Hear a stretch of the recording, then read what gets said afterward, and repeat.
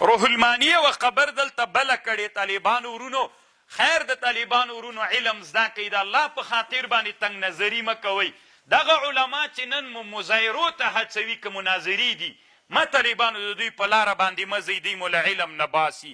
د دې ډېرو علم د الله رضا مقصد نه ده دوی مازې اسلامي امت کې تشنج جوړوي مسلمانان تفریقه کوي خلکو ته ځان ښودنه کوي طالبانو مزل وکئ تاسې هدف ته ځان ورسوئ هر عالم طالبانو خپل تفردات لري که یو عالم چې علم ډیر سي نو بیا تقلید نه کوي طالبانو تحقیق کوي تحقیق کې چې دته کومه خبر خوند ورکړه هغه کوي د مونږ او د تاسې کتابونو د فقه کې داسې راځي کله چې مونږ الله اکبر ویلې سبحانه مو ویلې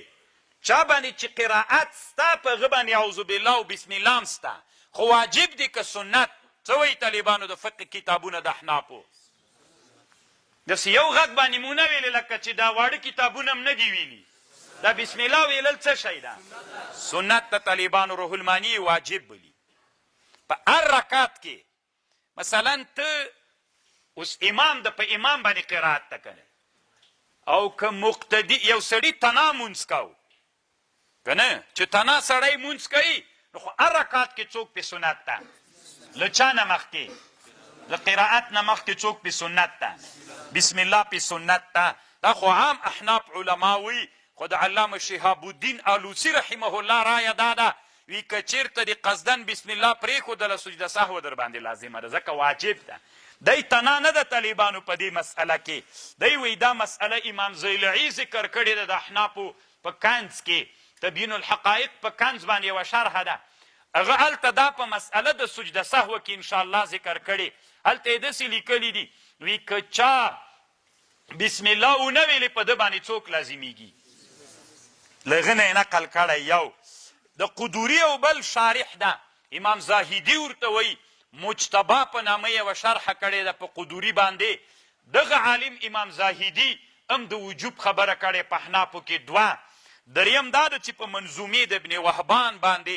طالبانو منظومه د ابن وهبان به تاسې ته معلومه وي کله چې نورالزهر راواخلئ دا مقدمه کې یو څو شعرونه دي دوه پاڼې دي که یوه نیمه پاڼه ده دومره اندازه قدر ته دي دا ټوله حنفي فقه په دغه شعر کې راجمع ده طالبان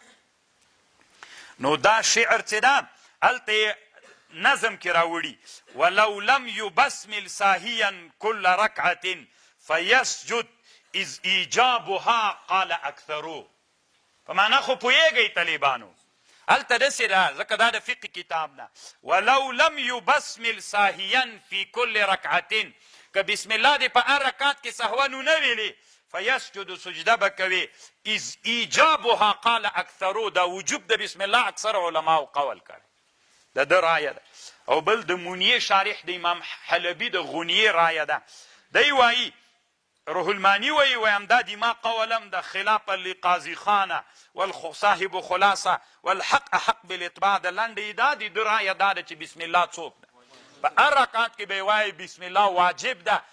اگر چې اکثر حنفي فقها د چا خبره کوي د سنتیت خبره کوي طالبانو ورونو که الله پاک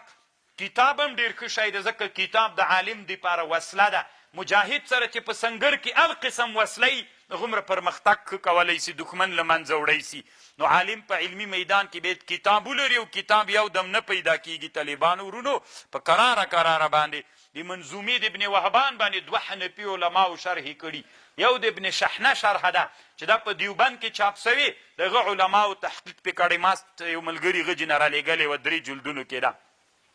او دا ورې چې مکې مکرمې ته تللی وم هلته مې د علامه شورون بولالي شرحه مې ورباندې پیدا کړه ځان سره مې راوړه خوند یې راکړه کتابونه مې لټول دا مې ایښوله پکې بس بیا مې ځان سره راوړې